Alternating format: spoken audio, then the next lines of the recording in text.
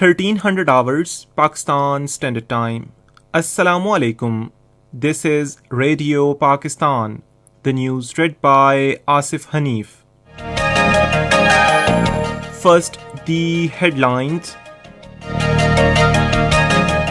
Nomination papers for the Senate elections will be received by tomorrow.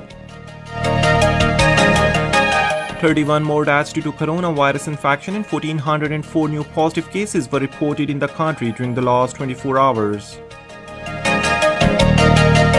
In Indian illegally occupied Jammu and Kashmir, 3 former chief ministers have been put under house detention in Srinagar. The third and last T20 match between Pakistan and South Africa will be played in Lahore today. And now the news in detail. Nomination papers for the Senate elections will be received by tomorrow. As per the new schedule, the list of contesting candidates will be published on Tuesday and the scrutiny of nomination papers will be held on the 17th and 18th of this month. The candidates can file appeals against acceptance or rejection of nomination papers on 20th of this month, and the last date for disposing of these appeals is 23rd. The candidates can withdraw their nomination papers on 25th, while polling for 48 of the Senate seats will be held on 3rd of next month at the Parliament House Islamabad and the 4 provincial assemblies. 31 more deaths due to coronavirus infection and 1,404 new positive cases were reported in the country during the last 24 hours. The death toll has now reached 12,307 and there are 25,635 active cases of infection in the country. 5,25,087 patients stand recovered from the pandemic. In Indian illegally occupied Jammu and Kashmir, authorities have put former Puppet Chief Minister Farooq Abdullah and his son Umar Abdullah along with other family members under house detention in Srinagar. In a tweet, Umar Abdullah said, "We have been locked up in our house without any explanation and nobody is allowed to go outside." Umar Abdullah said this is New Kashmir after 5th August 2019. Earlier, former Chief Minister Mehbooba Mufti also confirmed in a tweet that she has been placed under house arrest after her visit to a martyr's youth family who was martyred in a fake encounter. An independent body of concerned citizens in its latest report on the situation in Indian illegally occupied Jammu and Kashmir has said that most violations continuing in the territory even after 18 months of abrogation of the special status. The Forum of Human Rights in Jammu and Kashmir said this is the second report that covers a period from August 2020 to January 2021.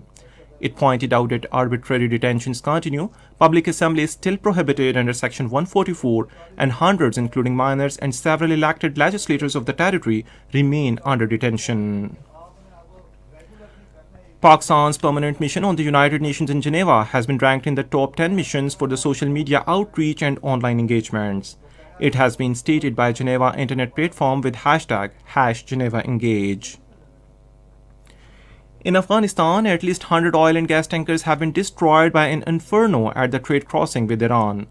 The huge blaze broke out at Islam Kala port, 120 kilometers from the western city of Herat. Around 20 people injured in the fire have been shifted to hospital. The US President Joe Biden has said that the Senate's acquittal of former President Donald Trump for inciting an insurrection is a reminder that every American has a duty to defend the truth. In a statement, he said, "This sad chapter in our history has reminded us that democracy is fragile." Biden said even those opposed to the conviction believe Donald Trump was guilty of a disgraceful declaration of duty and practically responsible for provoking the violence unleashed on the Capitol. China has urged the United States to hold itself to the highest standards and support World Health Organization's works with real actions. A spokesperson of China's embassy in the United States said his country welcomes the return of US to the World Health Organization. The spokesperson said what the United States has done in recent years has severely undermined multilateral institutions including the WHO and damaged international cooperation on fighting COVID-19.